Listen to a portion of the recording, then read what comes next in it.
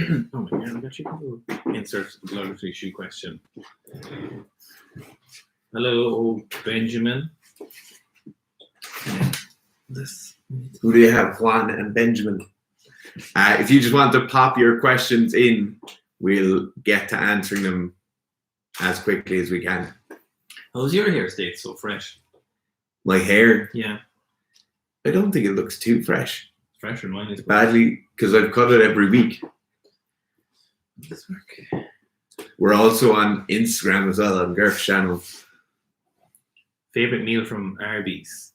What the fuck is Arby's? Arby's is an American fast food takeaway. Have you had it? Yeah. Is it nice? Yeah, it's good. What's it like? Give me a reference. It's like a mixture between Hillbillies and Wendy's. Do they have gravy? Have you had Wendy's? I haven't had Wendy's, I don't think.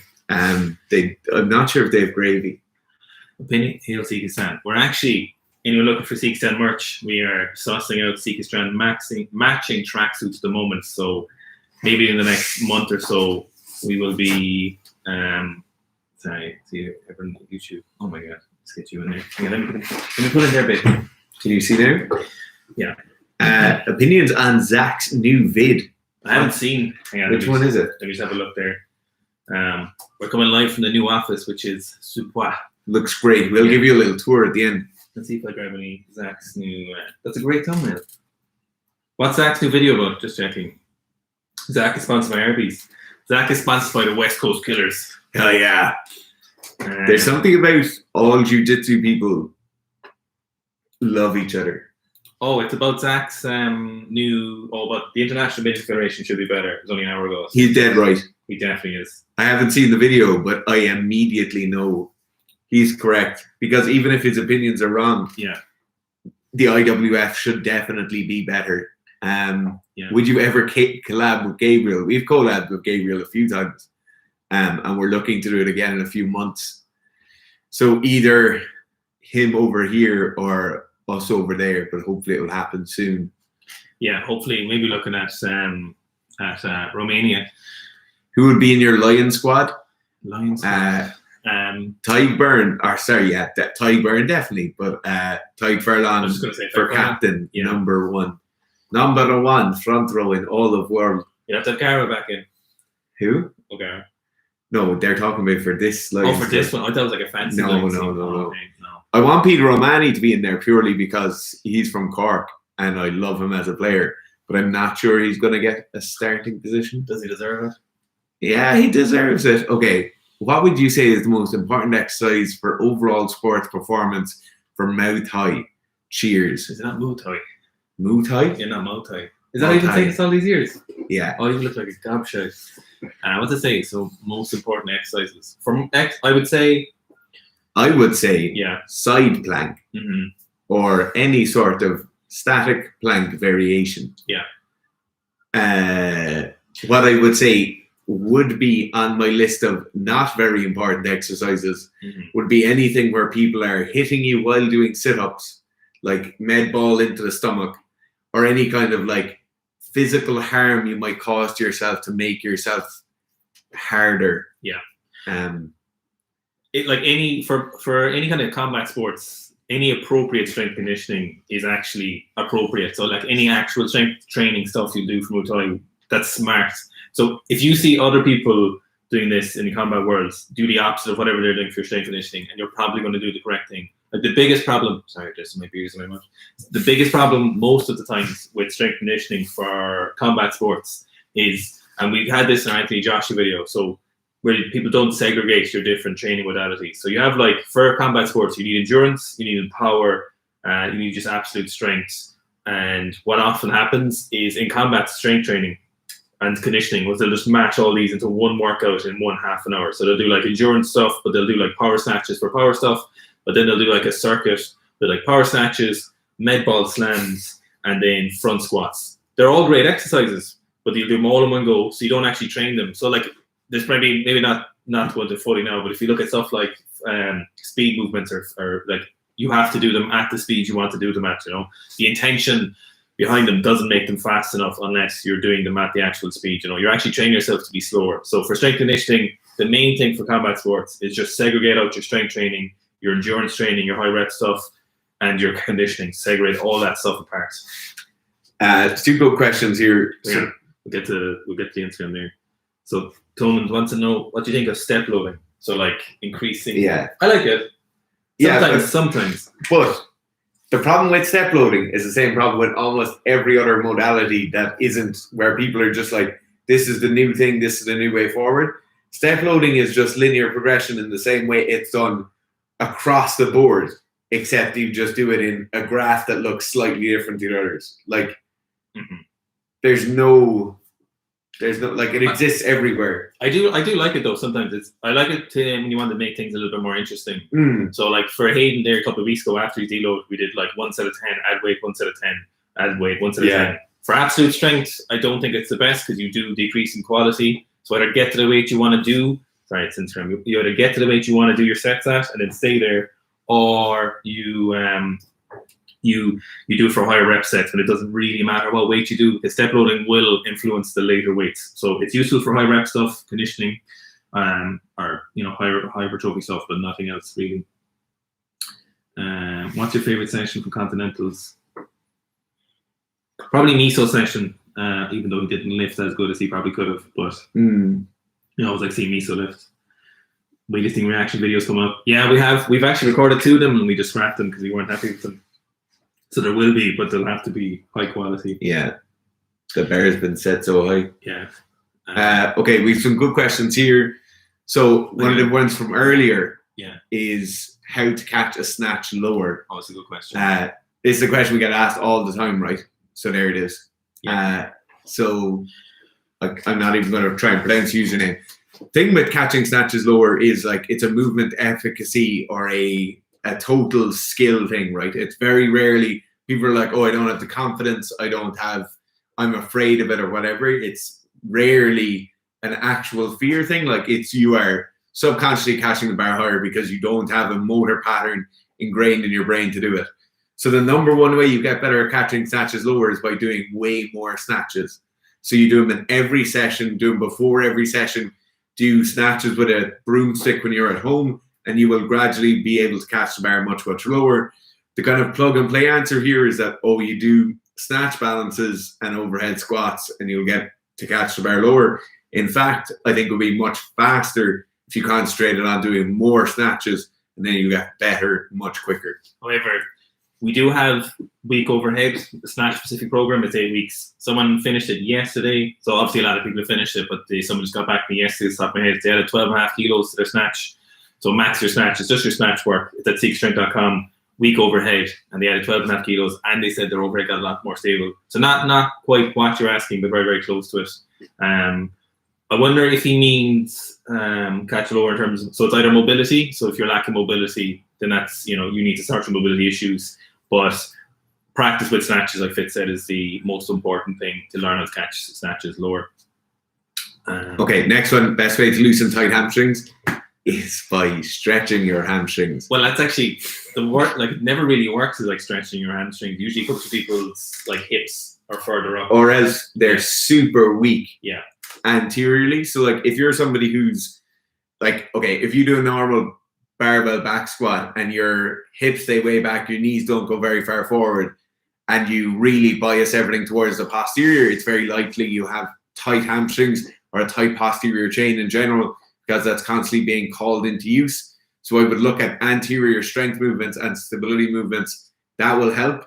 But we've all had tight hamstrings and we've all gotten over it by getting stronger and by stretching for a long time. It's a question, have you ever seen a moving target? I assume that's a video or film, maybe. Vardan asks, no is the answer that I've seen. I just recovered from COVID and I'm feeling shit now. How do I get back to training? And not to plug another program, this is not why we did these, but I'm just saying this makes it a lot easier than it's like telemarketing. We have a return to weightlifting program that's 4 weeks. So it's meant for people coming back off COVID, and you just had COVID, so it's 4 weeks. That's not specific for people who are recovering from COVID illness. Yeah, from a break. But it will work the same. It will work. And what I would do if I was running something like that is I would make that 4 week program into a 6 week program. And I would just elongate out everything. So take the session, cut the amount of work in it in half. Then I would put half of that work onto the next day, and I would do nice small little bites. What I would do as well for like the next 2 weeks as well is I would start doing some cardio, but very like light intensity cardio, maybe 2 to 3 weeks of like walking, and then like gradually increase the intensity of it or the resistance on what you're doing. So go uphill or increase the resistance on your stationary bike, for example. So Joe from the Instagram Q&A wants to know, where can I learn more about the fundamentals of programming for Olympic weightlifting? I'm going to say there is no good resource that I've ever seen that has been very, very good for programming of weightlifting. So what you could do, right, there's 2 very good books. So there's one by R.A. Roman, The Training of Weightlifter, and then there is Mediev's book, which is The Fundamentals of a Multi-Year Training System or something for weightlifting. They're very good for principles of programming for weightlifting and learning about the sport, but they're terrible for actually helping you program weightlifting, unfortunately. I've never seen a good place where I've really learned a lot about programming. Programming is something you've learned from people in person or experimenting my own stuff or thinking about different things. But for specifically programming for weightlifting, it's not something, there's nowhere really good that I could direct you to, Joe. I can tell you some really bad books. Don't tell me the bad books. I'm not here for the bad books. Really bad ones. That's probably something we should do at some point. Yeah. Okay. What do you think about strength training during the rugby season? It all depends on the level of player you're at or the level of buy-in you have right now. So I'm not sure if you're a player or a coach, but if you're a player and it's kind of like semi-serious, you might train 2 pitch sessions a week and a game every weekend or 2 weekends of the month. In that case, you can make actual strength progress while you're in season. If you're the step beyond that, so the step of maybe between 3 and 5 sessions a week in a team environment, and you're doing gym sessions with them, and you definitely have a game, we can say 2 to 3 games every month, then your strength work during the season becomes a mixture of maintenance work of the strength you've already built. It's possibly some peak strength or peak speed work as you come out of pre-season, go into your actual season, and then it's prehab work or rehab work on injuries you have right now. So in fact, for most people below or above a certain threshold, there's no strength increases made during an actual rugby season because all of your resources are put towards rugby and recovering from injuries or minor injuries you have during the season. So how would you guys start powerlifting again after meniscus tear and ACL tear? I used to run next to powerlifting. So usually I think that like the initial rehab for ACL tears is just literally blood flow and movement. But I think if you've had an ACL tear, or meniscus and ACL tear, you've probably had surgeries roll. So the best thing you can do is the physios, depending on what country you're in, right? A lot of times the physios in those hospitals are absolute experts at recovery from those particular surgeries.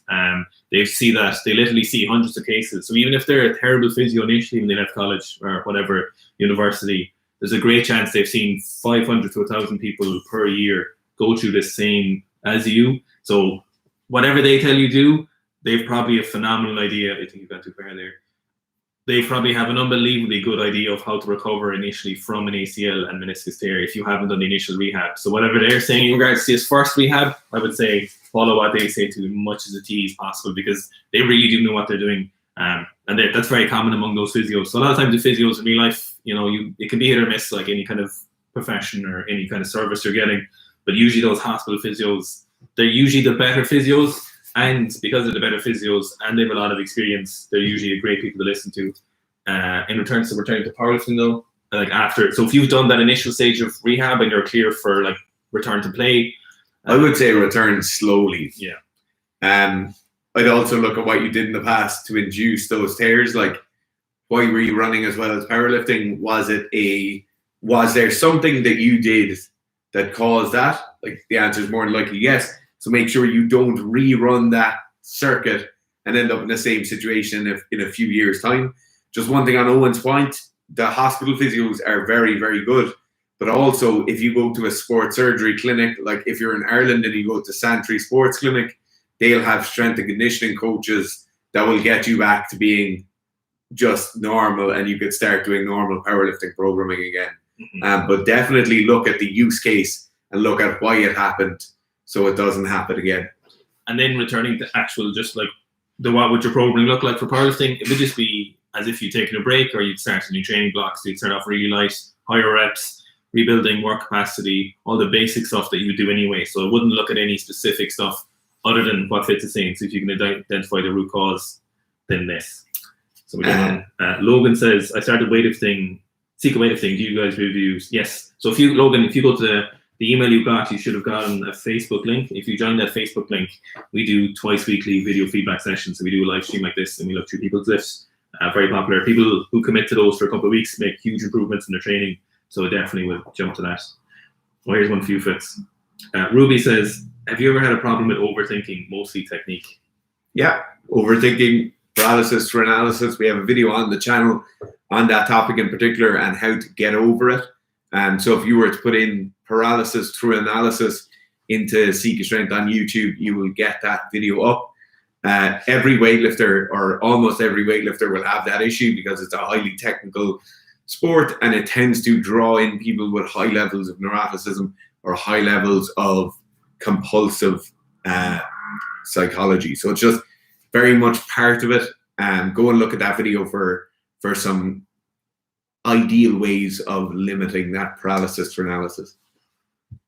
So Kirby's asking, when programming full body workouts, how would you balance everything out? So horizontal pressing and vertical pulls, seems like I always have an imbalance. I can't hear the phrase full body workout without thinking of like telemarketing or step class. Yeah. Kirby, so we were talking about this recently when we were doing just idle conversation when we were doing Hayden's programming. So you hear a lot of coaches say, not a lot of coaches, certain people will say things like, someone called Lady Hull, for example, would say things like, someone told me that you should do 3 pulling exercises for every one of your pressing, and out of idleness, or just for interest, we had a look at like what most of our programs look like, and it's usually like 1-to-1, for example. I don't think there's anything, your back doesn't suddenly shit the bed if you do less pulling than pushing, for example, in terms of number of exercises, a number of sets and reps. So I would say, like, it doesn't balance out like that, 100 push-ups doesn't equal, the training effect from 3x10 at 100 kilo rows, compared to 100 bodyweight push-ups, that's, or whatever, if you are 30 reps of each of those or whatever, like, you're just going to get different training effects from different movements. So I would say I wouldn't worry about balancing out those in terms of, I don't think the ratio thing is anything you should really pay attention to unless you're doing absolutely no back training. So the each thing about this is do appropriate pushing training, do appropriate pulling training, and then make sure either of these are making sure you're not getting injured, for example. I don't think you need to worry about those ratios you hear people talk about sometimes. I think as well, when you talk about an imbalance, most of the time in upper body work, people talk about an imbalance as like, oh, I have small biceps and my traps are huge, which I have larger traps and smaller arms than people would consider to be ideal if you're a bodybuilder, right? But most of that is nothing to do with any training I've done. If I look at my father or any of my uncles, most of them will have large upper backs and smaller arms, and they've never done strength training. So like when people talk about imbalances or like, oh, I don't have a big chest yet, I do loads of pressing exercises, like that's more than likely a genetic predisposition, and you're just going to have to overtrain the shit out of your chest and be overtraining in a hypertrophy sense for a long, long time before any of those morphological changes come on board. So Tim, our resident parkour, Jesus, why did I say it like that? Parkour. Front foot raise split squat versus... Go on. On the Tim point. Yeah. If anyone doesn't know who Tim Champion is, go to his Instagram, or there's definitely videos of him on YouTube, and you will lose hours of your life being amazed at what a human being can do. He wants to know, should you do front foot raise split squats versus Bulgarian split squats? Why would you one to the other? There isn't really a good reason to one over the other. I like front foot raised in a weightlifting context. Yeah. I much prefer it in a weightlifting context. I much prefer with Bulgarian in a field sports context. So I think what you gain in a front foot raise split squat is that elongation of like the anterior hip flexor and the quad on the rear foot. When you have the front foot raised, you also get some additional room out of that front hip when you're doing front foot raised with like a 6-inch raise. Mm-hmm. The reason I prefer Bulgarian split squats for field athletes is because a field athlete is often landing on one foot in a slightly bent over position. So if I have them with their rear foot on a like what we usually do is put a foam roller onto a barbell. Their rear foot is on that foam roller, and then they squat down. It's a very kind of natural squatting position and a natural landing position, and it's just more specific to them. Whereas a weightlifter will usually have both feet fairly solid on the ground. So Anazoki from the Instagram live stream says, unclean pulls, lower back feels weak off the floor. So this is pretty common with people who are susceptible to like lower back injuries. So one of the things you can do is just do more deadlifts and get stronger at them, and that will strengthen the muscles that feel particularly weak on the pulls. You know, it will literally practice what you want to get better at, you know, and do more of those clean pulls and clean deadlifts. Another thing is usually lower back. People lack the ability to brace correctly, so a lot of core exercises, frequent, intense core exercises will help a lot with that. So, you know, the McGill Big Three anti-stability stuff or anti-rotational stuff like that is very, very good for increasing your lower back's kind of rigidity off the floor. So if you think about your lower back, a lot of our other muscles move through range of motion, but our lower back, in terms of like pulling and moving, think of it like in weightlifting especially and deadlifting, it's an isometric muscle. Think about it as it's something that its job, its entire purpose throughout the whole lift is to be as isometric and as rigid as possible. So I would train your lower back and upper back, the whole muscle, the whole group, as one piece of apparatus that needs to be as rigid as much as you possibly can make it. Okay, next question. To your preference, what country has the all-round nicest technique for weightlifting? Germany. Yeah. Germany. Yeah. Most consistently nicest. Because they have a system. Yeah. Yeah. So Germany for sure is the most consistently all-round nice technique across basically every level of lift that they have, from like natural competitions to all the way up to their international across male and female. They will have most consistently the nicest and most like adherence to parameters that make good weightlifting technique. For sure, Germans have they have a lot to teach people in terms of that, for sure. What is going there? It says, is volume variation that important for squats? Or can you get stronger by doing just doubles and sometimes max singles? No. So, no. So you can't. So the second part of your question is no, you can't just get stronger by doing max singles and doubles. Yeah. So basically, there's a load of different reasons why you get stronger, and volume is one of those. So like you have like hypertrophy training, you have so you have like practicing coordination of heavier weights, you have like antagonist co-activation, so reducing the opposing muscles, you have like CNS activation, motor unit recruitment. But one of these very, very important ones is hypertrophy training. That comes from volume. So you have to do volume. You can't just get stronger by doing singles and doubles unless you take a shitload of gear. Anyone you know who gets stronger by just doing singles and doubles is definitely on the gravy train. Okay, lads, you always talk about the importance of doing a general warm-up, since part of it's literally raising your core temperature. Is it something that will be less important in warm climates? It just takes less time in warm climates, is my kind of general thinking. It does, yeah. Like, it's so handy. 10 to 20% less time, I think. Yeah, you could even half it sometimes if it's particularly warm. If you get to that stage, though, it's probably too warm for training, though. But that is like Erica. Erica, I think it's Portugal. So you're definitely warm enough, but you still do some warm up. So it's not just temperature. So like warm up is probably only half the equation. So you have like more efficient. Is it like CO2 expelling or whatever, or it's just something involved with CO2 when you're warming up? I can't remember off the top of my head. But there's a lot of other things that go on. There's like kind of CNS activation. There's like coordination stuff that happens when you warm up and your body kind of gets in tune with it. So the actual temperature part is very, very important. So temperature of your muscles, ligaments, tendons, joints, all that stuff is important, but that's only like half the equation. The rest of it is other stuff that goes on. So you'd still need to do the activity to warm up. Andreas Gomez says, any tips on starting my very first erotic powerlifting OnlyFans page? Make sure the lighting is good. Mm-hmm. Then the next one, I just completed the RTA program, increased my squat by 25 kilos. Nice. Well done, Connor Mullen.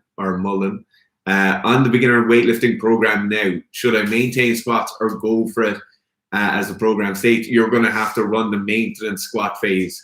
The beginner squats, so we actually just had someone email about us today asking this question. So with the beginner program, the squat increases are aggressive because the beginners we get in are anywhere from like powerlifters with 200, 250 kilo squats all the way down to people who've just started lifting weights, not just weightlifting. So they might have an 80 kilo squat, and you'll see the jumps are quite aggressive.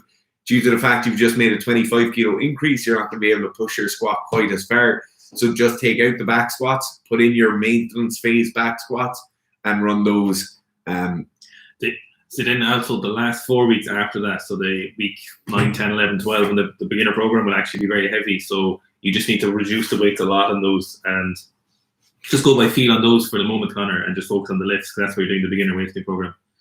Yeah. MB Posy asks, any plans for a push press jerk specific program in the future, or is there already one I'm missing it? There is. I think it's actually done, is it? It's done, but it's not up. It's not up yet. So don't be a jerk. Is it? Yeah. That's a great name for it. So don't be a jerk. That is done, I think. I think we finished it. I'll check that in a minute. But yeah, that will be up. It's just not going to be released for maybe another few weeks. I think we've other stuff at the moment. So there is and there will be, but just not. It's not on the website right now.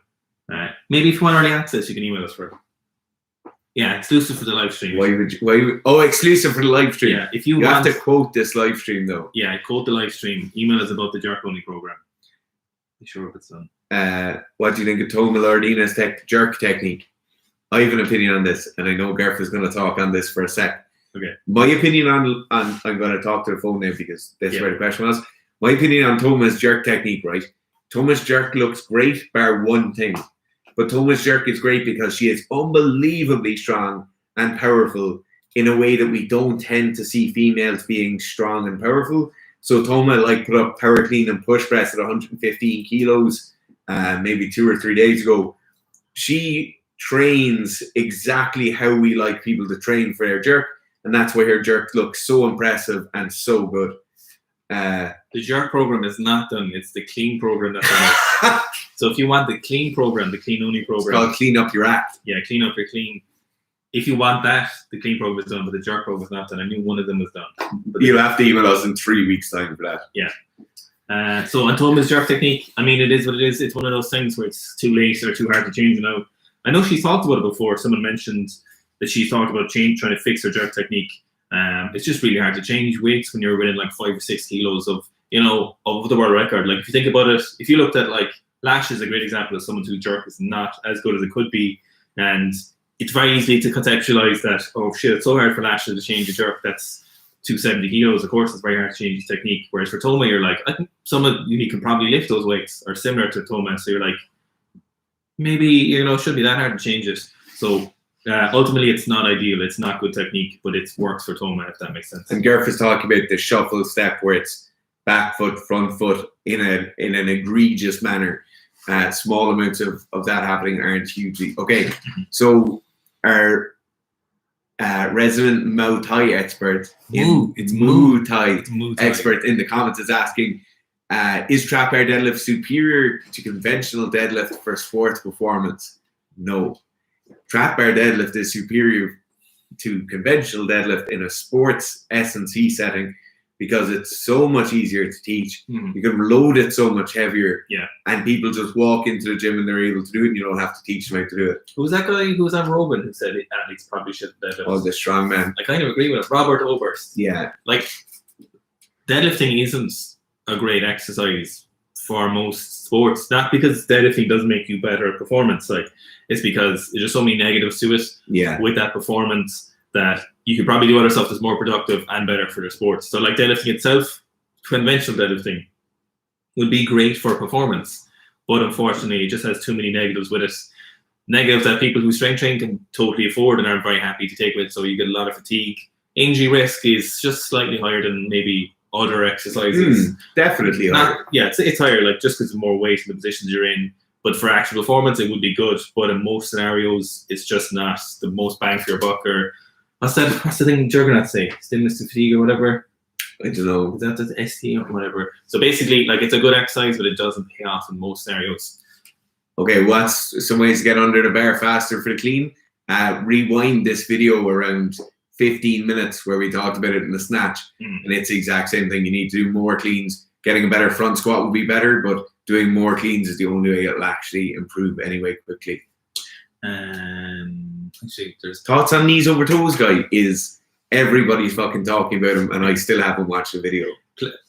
Dara hasn't seen one thing of his, which is probably better. So basically, my thoughts summed up on the knees over toe guys, right, is that for everyone watching this, you probably won't get a whole lot of benefits from the knees over toes guys. So the people who get huge like pain relief from the knees over toes guy is because they spend most of their life not training full range of motion, bilateral, unilateral leg stuff. So then when they start suddenly doing this stuff, they get a whole lot of extra mobility work, extra strengthening of ligaments and taking them through new range of motion. And it suddenly clears up a load of knee issues because they spend most of their life squatting to above parallel in runners or Jordans or whatever, you know. So most of the benefit, I think, is coming from that. And there's nothing wrong with that. I think that's like what he's saying makes sense, like train full range of motion, single leg stuff.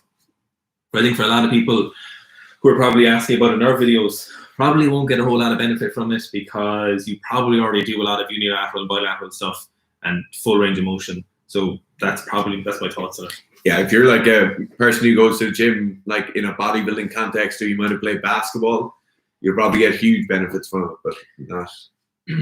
Tom Miller says, starting snatching as a guide, how long would you recommend people spend practicing overhead position squat before getting stuck in the actual lift? I would say if you are incredibly tight and it feels very unstable, I could give it anywhere between 1 to 4 weeks, depending on how long before it gets comfortable. If it feels very comfortable from the get-go, you could give it a session, and then after that, then you can start practicing the rest of the progressions going from your hips upwards. If you're like tight or restricted or don't have great movement, spend the time so you can actually do the movement. So like do an overhead squat, do a snatch, grip, deadlift with full range of motion. Any time after that, then you need to just start doing snatches. Mm-hmm. That's it. Yeah. Like get yourself to that level and then you can start doing snatches. Okay. Would I build every muscle doing only Olympic weightlifting? No. There's a reason bodybuilders don't do Olympic weightlifting to make themselves built up more. Weightlifting as a sport is a terrible, terrible tool to use to build muscle because you only do concentric contractions. There's no eccentric, there's a small bit of amortization, but in terms of actual building muscle, you need to be doing concentric, eccentric, and amortization phases. And it's the eccentric is the only one that really, really matters when you look at breaking down a muscle tissue. So no, it will be a very, very poor tool, but it's an incredibly good tool for keeping things interesting in terms of if you've gone to the gym 4 days a week for the last 8 months or for the last 2 years, and you're like, oh, this is really boring and I want to start doing this, you need to find a novel stimulus or something fun to do. Weightlifting is great for that. Do we need 9 more subscribers and then we're at 10,000? Yeah. But there are subscribed, they've been watching this, so it makes a difference. I wonder if everybody, if you're watching this and you're not subscribed, you could get to see Sikashenko going to 10,000 subscribers on YouTube live. We're at 9,000. 9,901 and 91. 91. So if anyone on Instagram, please subscribe to the YouTube. Please subscribe to the YouTube. Darren's been waiting for this for so long. Yeah, we're going to do a 10,000 calorie challenge. Nah, looking forward to it. I can't wait. Okay, sick. How would you progress hang power cleans for an athlete? Hang power cleans are probably one of the most used of the Olympic lift derivatives in terms of the field athletes I have or the general athletes I have. How I progress those, they usually start with a lot of volume. So they'll usually start with a higher iteration of the hang. So a hang from mid-thigh or just above mid-thigh.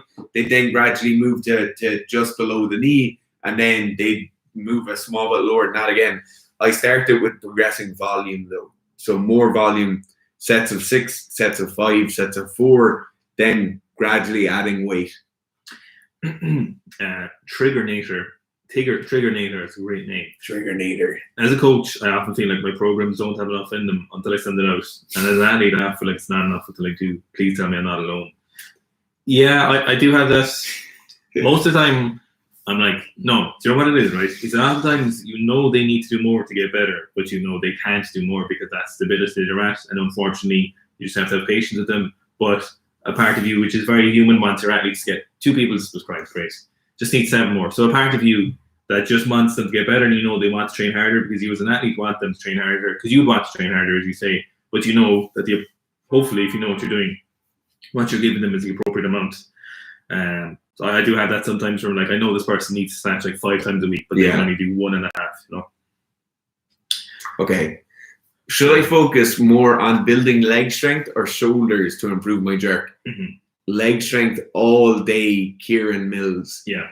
You need virtually zero shoulder strength to hold 200 kilos overhead. Once that's in the right position and you're like stacked up, wrist above elbow, elbow above shoulder, shoulders straight over hips, you can hold that position all day long. You just need strong legs to get it there. Yeah, absolutely. So shoulders do help, but if you're like, I need to focus on one more or the other, then definitely need legs.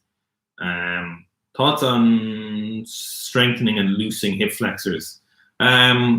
Usually with tight hip flexors, it's not often that going directly to your hip flexors will do much for it. A lot of times it's coming from somewhere else, realistically, with the hips as well, similar to like the hamstrings. It might be coming from like internal and external rotation issues, or potentially psoas stuff further up. But usually the answer to that is stretching your hip flexors directly doesn't do anything for your hip flexors. So you know the couch stretch, Kelly Starrett would have made that huge for a while. It just didn't really do anything for you. I like it. Yeah, but I like the feeling of the couch stretch. But it doesn't really do anything for hip flexors. And no. Like it's not possible to elongate your hip flexors or whatever. Like the idea behind stretching muscles is you're adding sarcomeres or whatever, and like no matter what, they always reduce fat, no matter what. So there's probably easier ways of doing it. Usually it comes from internal and external rotation of your hips. Usually what you see is people lack one of those rather than a like fucking forward plane motion in your hip flexors. Yeah, I think with short hip flexors, people are. More. We only need 2 more. With lacking range of motion. Oh, someone unsubscribed. Someone subscribed again. What are we at? What's that? 995. Who unsubscribed? Oh, people are changing it around. Oh no. Oh, they're messing with us. Anyway, we need to stop looking at it. Can you scroll up there? I'm just going to answer your question first. 10,000. Yes. Someone's got to unsubscribe now. Oh, it doesn't matter. We're there. Yeah, that's unbelievable. Someone we knew someone would do it. You bastards. Okay. Hip flexors, in my opinion, like coaching general populations, which I don't do anymore really, coaching general populations like 9-to-5 workers who are in the gym, and I'm seeing them in person, most of the time they have really, really tight and shortened hip flexors, which are incredibly weak. So they sit at a desk all day because they're constantly in a shortened position. Their ability to raise their knees or to raise their legs when they're like hanging from a chin-up bar or in a dip support is incredibly poor. So I would go to something like that as well, just get length and strength into those hip flexors. I'll scroll down there. So someone's asking, how's the knee and how's the shin, Garth? Knee is a lot better. Actually a little bit sore, but it's an unrelated issue. Oh, you went way too far. It scrolled to the bottom. Oh, did it there? Yeah. My knees are a lot better. A little bit sore the other day, but that's my different issue, not the same one. So I suppose it's better. And he wants to know, Ben, how's your shin? My shin's actually grand. I banged it last week when I was making the desk. Okay, that's okay. How would you go about training an athlete that needed to gain mass and lose fat? So, like, if you're like ultimately, like, if you like someone really needs to gain mass and lose fat right now, then obviously the answer would be the way they can do that is taking performance-enhancing drugs. Or back to 10,000. Wow. But in reality, for practical, even with drugs, I'd imagine it's not possible to do that. You know, you need to pick one or the other. Pick one of your goals. One of those goals usually, if you feel like you need to lose fat, it means you're probably too fat. So gaining mass will require you to eat more calories. So then you probably gain more fat. So lose the fat first. I also prefer people losing the fat first because they get a much better idea for what the end product needs to be. So say if you're, like the classic case here is like a rugby player or a football player and they're told they need to be 10 kilos heavier next season and be in better shape. If you were to gain 10 kilos and then cut down to try and be in good shape, you'll probably have gained like 2 or 3 kilos. So then cut down, do like a mini cut, get in good shape, and then gradually build up. This is live from Seekstein. It is. It's live from the office. Yeah. Our new office. We'll give you a little tour. Yeah. It so good. Fitz made the table basically by himself. I helped with the painting and stuff, but you went on a tear. That's great. You went on a tear there Friday afternoon. Yeah, I love it. Crackhead energy. I love the crackhead energy. Him and one of his other friends with crackhead energy just went after us. Yeah. Thoughts on fasting for athletes? Is it possible to maintain when fasting during daylight. So obviously, well, not obviously, I'm assuming DH is going through Ramadan. I have had athletes, and I currently have one pretty good athlete going through Ramadan. And you can actually improve some things during Ramadan. So one of the things we'll improve is his absolute strength, because he doesn't. So he's a college student and he has the luxury of staying up later and sleeping in. So he sleeps away as much of the day as he possibly can, essentially, and he makes sure he can get like sunset. Some of them, I think, go by sunset what it would be in somewhere in the Middle East, or some of them go by what sunset would be in Ireland, which is criminal. That'll be like 10 o'clock. So I think some of them will go by like 7 o'clock or 6 o'clock. So if you're doing that, try get like 2 or 3 meals in. So get a shitload of calories in, but then aim to do like strength focused trainings, like absolute strength, so like squats, deadlifts and benches, whatever kind of athlete you are. So use this for strength training. If you're an athlete who's looking to improve sport specific skills, I would say probably what the good idea would be is to pick a specific skill. Like if you're a rugby player and you fly half, is pick conversions and do that like twice a week and do it for like half an hour. If you're a boxer, practice your jabs or whatever. Just take very minute, non-taxing parts of your skills that you can still practice and will benefit you from practicing. Would be my answer to that. So absolute strength, because it requires low frequency, low calorie consumption, low intensity, low mental capacity. You just need to do it. The mental capacity is the thing. If you're trying to learn a new skill, or if you're trying to have good, efficient technique, it's incredibly difficult. Okay. We better get. We had a comment here saying that's funny because my coach is a former Olympian and he only makes me do doubles and singles. Ahmed is in the round. Ahmed, I think you should read into that. Ask your coach what he was doing. Who's your weightlifting technique guilty pleasure? Oh, that's a good question. Who's weightlifting technique guilty pleasure?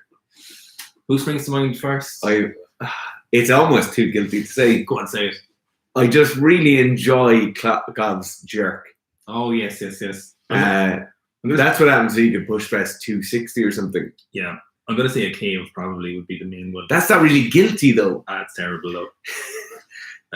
Geez, I feel dirty after saying that. Someone says your coach is a gearhead.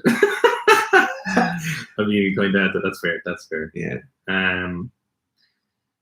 Is it normal for a weightlifter to experience physical pain during everyday movements for the pain to not hinder training? Yes, but obviously, just because it's normal doesn't mean it's right. Yeah, that's a good answer to that one. Okay, best way to decrease injury risk while losing weight for competition periods.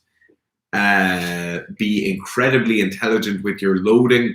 Most of the time when people hear being intelligent with your loading, they think about like real-time tracking of markers such as HRV, like heart rate variability, or the amount of sleep they get.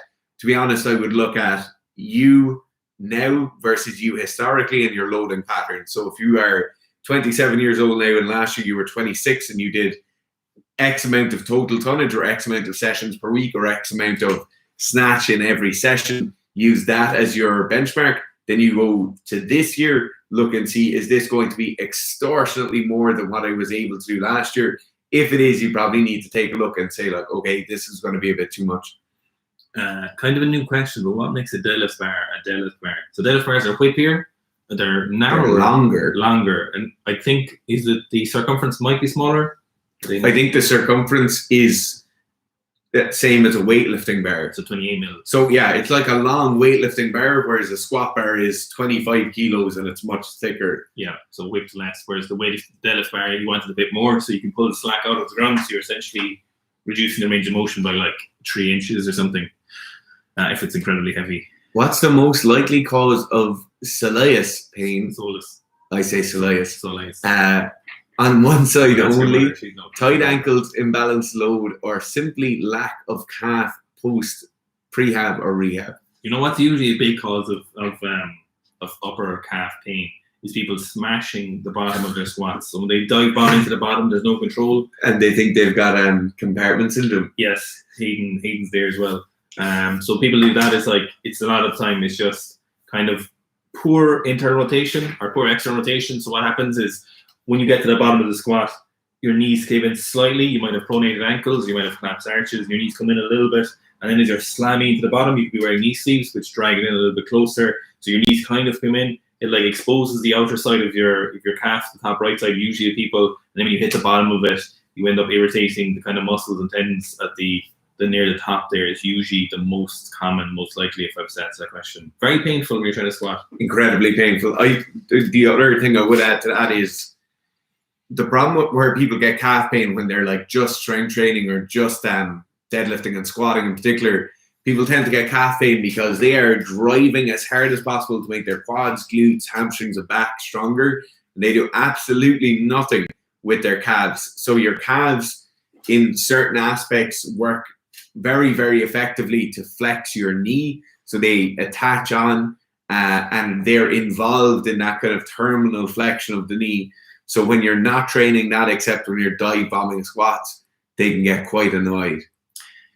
He wants to know favorite book on training. Mine is probably either Training Weightlifter by Roman or The System of Multi-Year Training System for Weightlifters by Mediev. Mine is The White Prisoner, but it's not a training book. It'll just show you how miserable Bulgarian weightlifters were. People are saying my bicep looks suspicious. It's Jacob. It does look kind of suspicious there, actually. You're going to do weightlifting seminars when countries open up again. Was booked for you down in Waterford last year, adult onset at least here. Yes, absolutely. So seminars. I assume we'll be doing them in Ireland, but I guess James haven't be booked as yet. But next Sure seminar is in the UK in London in maybe July. We're just not sure on the date yet. Yeah, maybe July or August. So it'll be weightlifting seminar. And some will be doing coaching, some of the coaches as well. So we're just doing they have a team of coaches that will be helping with. So if anyone's looking. Okay. Yaka says, do the type of bumper plates I buy matter in the long term? No. Just the way I always say it, and anyone asks, is the cheapest bumper plates you can possibly afford, and then the best quality bar out of that budget. So the best bar you can buy, and then whatever's left, buy the bumper plates. Or so, get enough bumper plates, and then see what you can afford either way. So favor really good bars as much as possible, and then the bumper plates will last you. I've bad bumper plate or bad quality original strength shop for the last over a decade old, and they're still perfect. So bumper plates, as long as they weigh that and they bounce, in fact, actually, just once they're bumper plates and they're not rubber covered metal, you're good. Actually, you know what? The better bumper plates you get as well, the more you're going to try and mind them in your home gym, which is actually worse. You don't want that. It makes you feel, it hurts you here when a chunk of them comes out. So you're better off with worse bumper plates. Okay, full beef or die, am I right? Yes, you're dead right. Is that Iran? That's Iran. That must be Iran. Okay, lads, I am running a lot for the start of a GAA season, so Gaelic Games in Ireland. When I push myself for a run like 2.4k under 9 minutes, etc., I can never control my breathing and resort back to mouth breathing. Any suggestions? Yeah, your suggestions is so I more than likely, and this is chronic across all sporting populations, their aerobic training is absolutely terribly programmed. And Dave, I'm not making an aspersion about you or anything, or casting aspersions, but most of the time we think like, okay, with my gym work, I am going to do this amount of volume at this intensity for this much frequency. And then when they get to their running, they're like, I do a long run and I do a sprint running, and then I do running that's really hard, and I might do running that's really easy. And you don't actually calculate your volume, you don't calculate your intensity. So what's happening there is when you go for 2.4k under 9 minutes, more than likely you probably run 5s and 6s, like 5Ks and 6Ks. You might run a few 10Ks. You might do 400 meter repeats, but you're probably very, very rarely working in the bracket that you're having to run out there. So 2.4k under 9 minutes. So that's, what's that, a 4-minute kilometer? So you're pushing yourself pretty hard, and more than likely you're not able to recover under fatigue, which is what you need to do. In that case, if this is happening to you, you should do between 600 and 1,000 meter repeats. You should be pushing your rest periods lower and lower and lower until you're getting into these kind of situations where you have to actively monitor your breathing. Then you can look at some breathing drills, like whether that be box breathing or one of the nose breathing experts. But basically, you need to spend more time planning your running. You need to spend more time in the brackets of running, which you are very, very bad at. And I would say, in general, 2.4K is too long for any field athlete to be running in training. If Dave, if you want to listen to a podcast talk about the kind of science of nose breathing, the Fundamental Health podcast by Paul Saladino, they done recently with, I suppose, not going to call him an expert, one of the more vocal people who talk about nose breathing. So he talked a lot about, I'll say what episode it is there. He is, oh my god, I can't find it. Basically, this talks about Fundamental Health podcast, Paul Saladino. It was out like last week. A dude, he worked with some of the better CrossFitters. So he just talked about, he breaks it down for, he's like 5 different gears of like breathing for his athletes. So like one is like sitting here, nose breathing like Fitz is while I'm talking, and I'm nose breathing while he's talking or whatever. And then it's like gear 2 would be like into your nose, out your nose fast. And like gear 5 would be into your nose fast, like power breathing and out your nose. But basically he's saying, you know, they only train people, you build up a tolerance or whatever. So obviously it's less nuanced than what Fitz is talking about there for running specifics for GA. But he's saying they don't push people, like the rate limiting factor for your running is as soon as you start mouth breathing, then you've kind of lost the battle. So you need to go back to nose breathing for the entirety. So you train with your nose breathing and you build up your tolerance as much as possible. They were saying he likes his athletes to spend less than a minute mouth breathing if they have to, which is very, very interesting. So less than a minute. So that would be 0.5% of a whole GA match. So never mouth breathing essentially unless you're sprinting for like less than a minute. So you're sprinting for like a fucking at the last goal or something. So basically you want to be never mouth breathing essentially. There's a lot of very interesting things about the nose breathing and mouth breathing actually. So you're talking about like your peripheral vision narrows in when you start mouth breathing because you're in more stressed states, you're honing on in something particular, whereas you'd make better decisions, especially in gas with a wider field of view, while you're still nose breathing because you're in a more relaxed state, so you're better able to make conscious decisions. So there's a lot of benefits to nose breathing and face formation as well, which is very weird. One thing, there was a wrestling coach who talked about his athletes. He made them measure out how much water they drank, made them do their laps with the water, and then they had to refill the water into a graduated cylinder, and if there was any less, he made them punish them somehow. Mad. Yeah. Okay, hypothetically, could you train someone for high altitude hike, mountain climb with heavy gear? I assume you're talking about like heavy equipment they're carrying and not performance enhancing drugs. You could do that. I think it will be similar. Yeah, we could definitely coach someone for that. If you want information on one-to-one coaching, just email us at seekastrength@gmail.com or go to the website and fill in a contact form. Yeah. And we get those direct to our emails. Okay, big fan from Korea.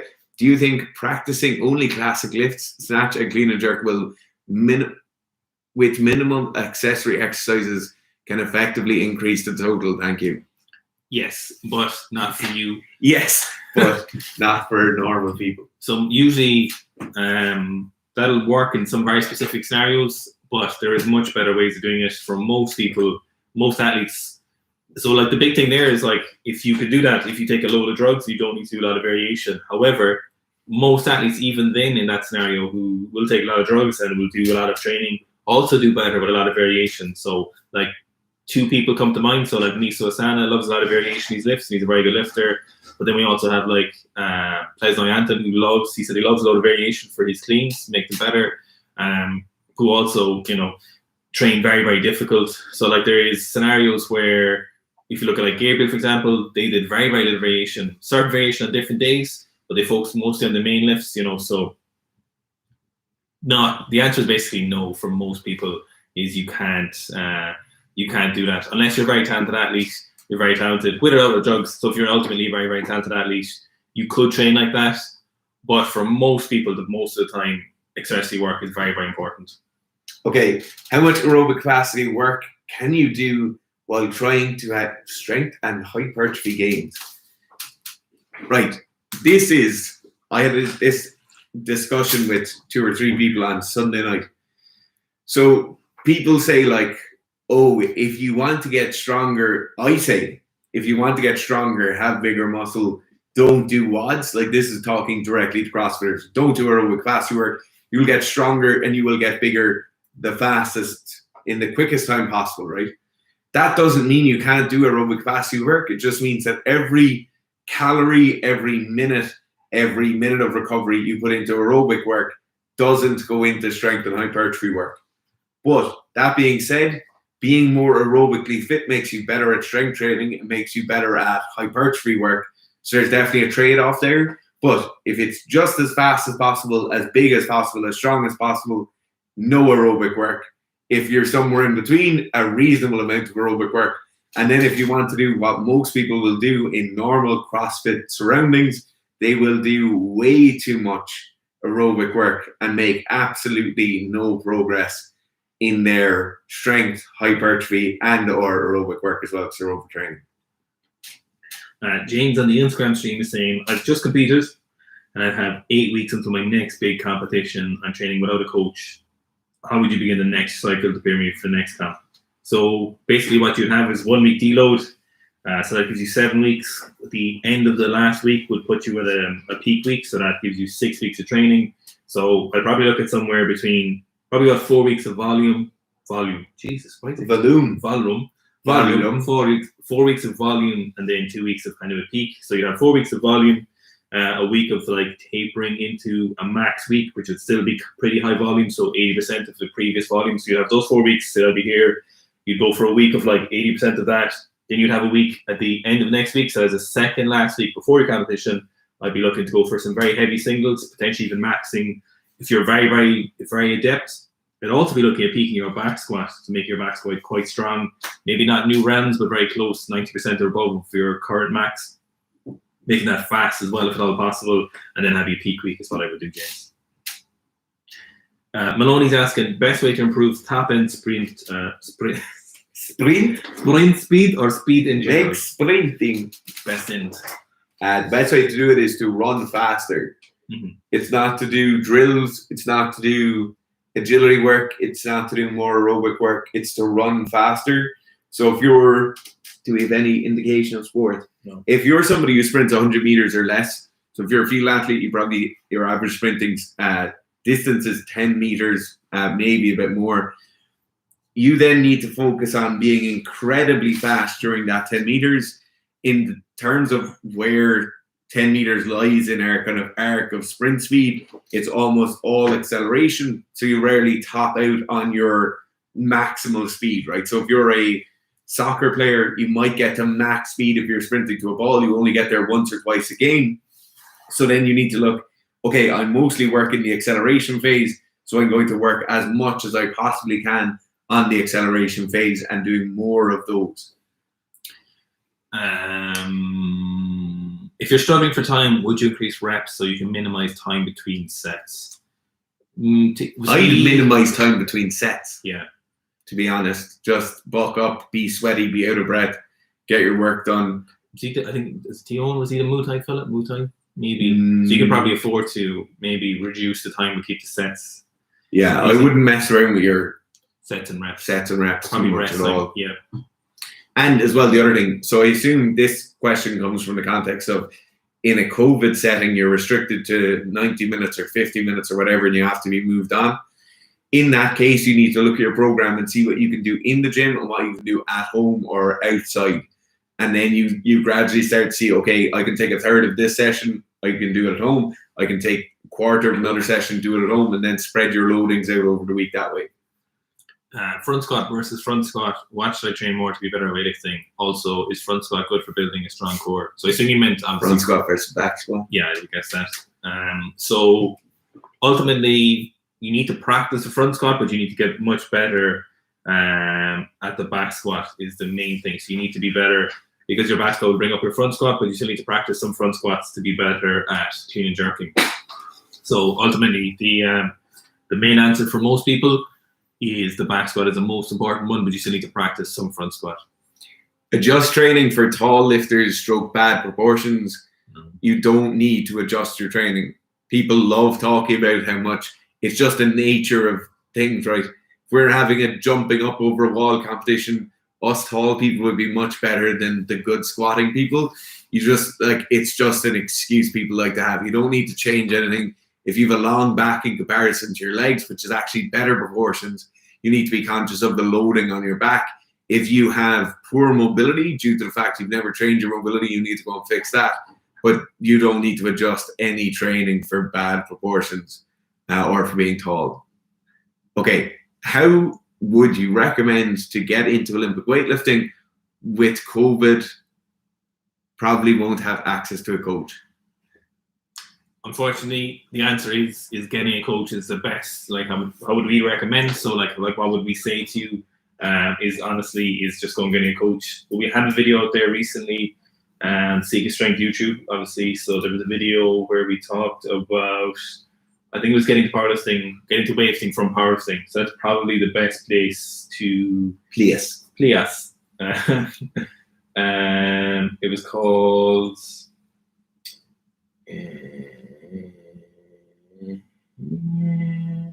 Jesus Christ, we put a lot of videos.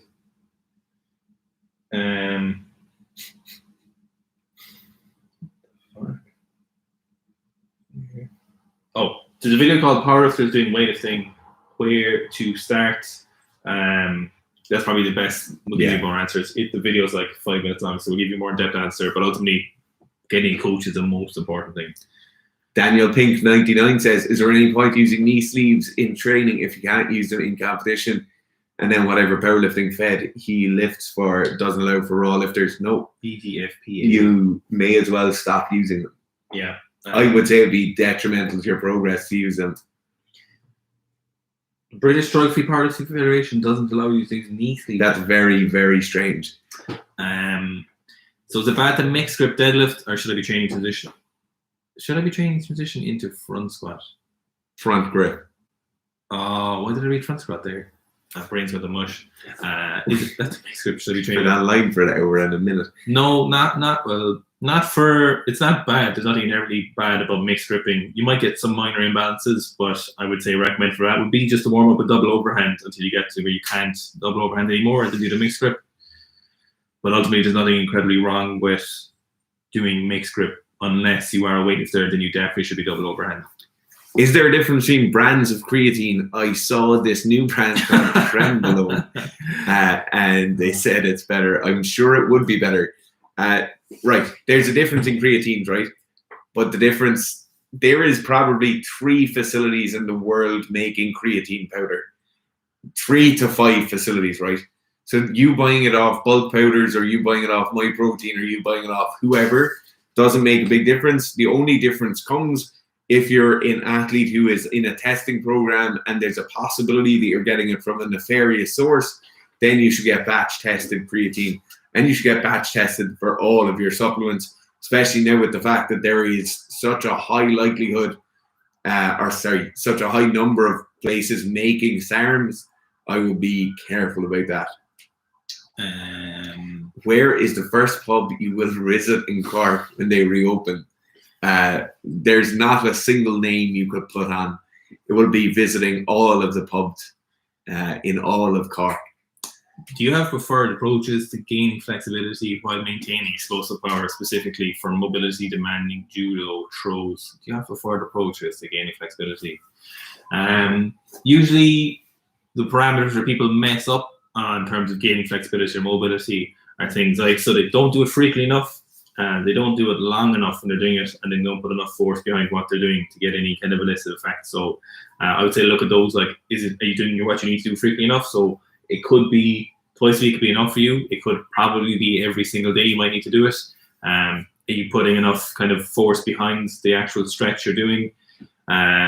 Which a lot of people don't. They'll just kind of, half-ass the stretch, and then usually they don't do it for long enough when they're doing it. So a lot of times people do things for like 4 sets of 10 seconds, and they might need to be doing it for like 4 sets of like 30 seconds, so you massively need to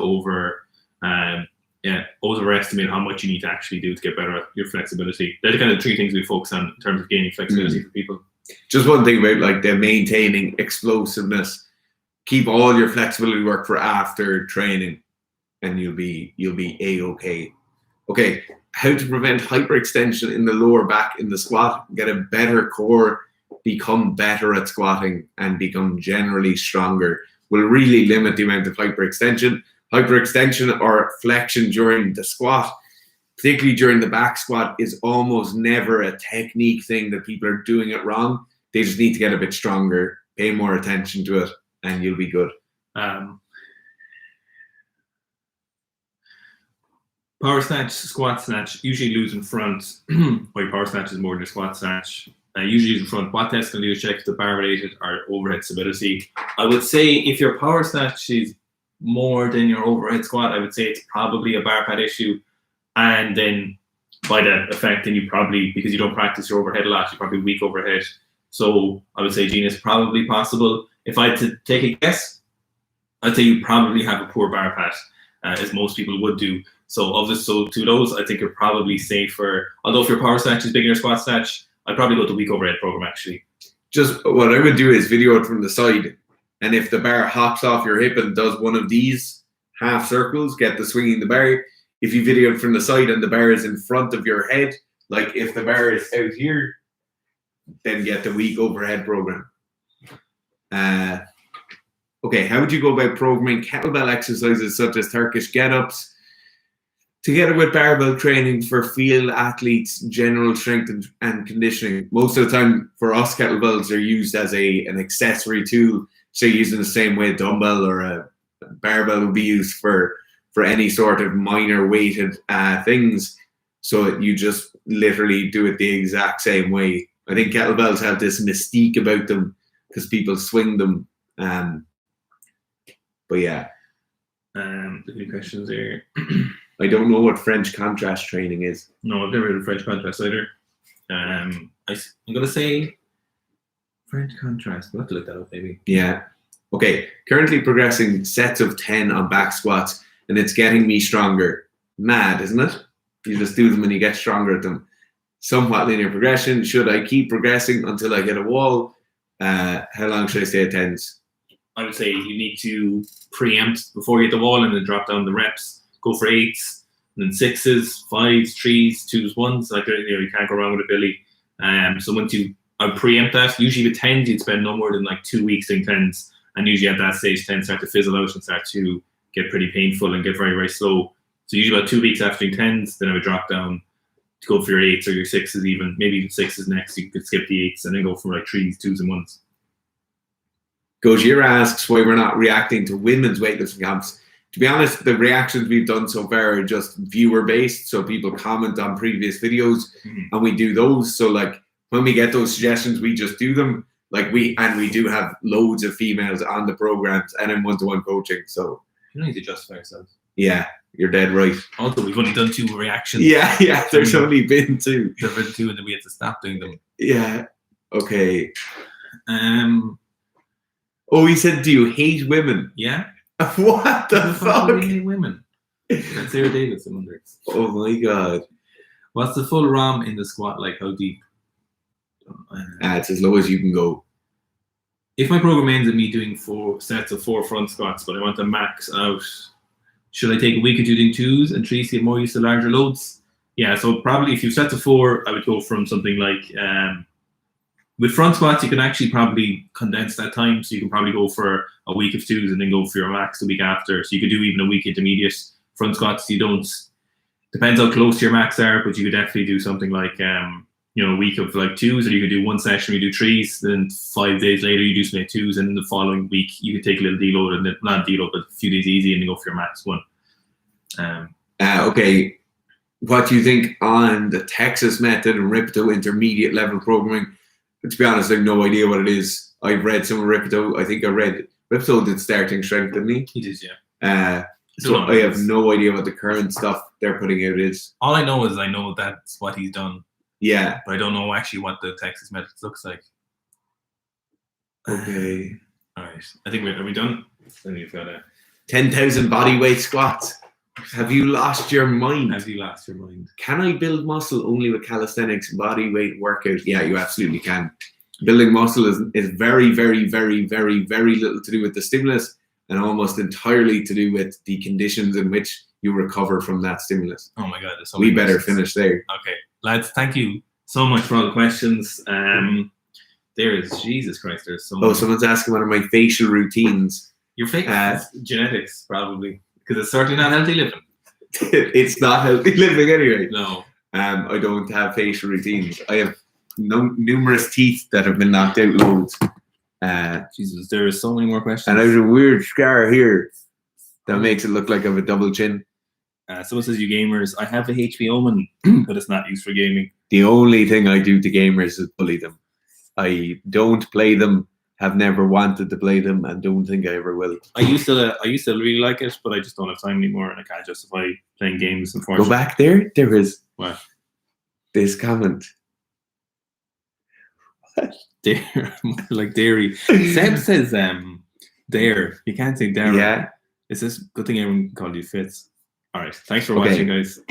Thanks for everyone on the Instagram. We really do appreciate it. And thanks for getting us over 10K. Yeah, that was great. You're great people. 10,002 at the moment, which is fantastic. Quick video tour of the office. So this is the power desk myself and Garth are sitting at. I'll give you a bit more. It's very messy at the moment. And then this is the video wall. So yeah, that'll look even different. That's Cork City. Cork City, bye. All right, thanks very much for watching.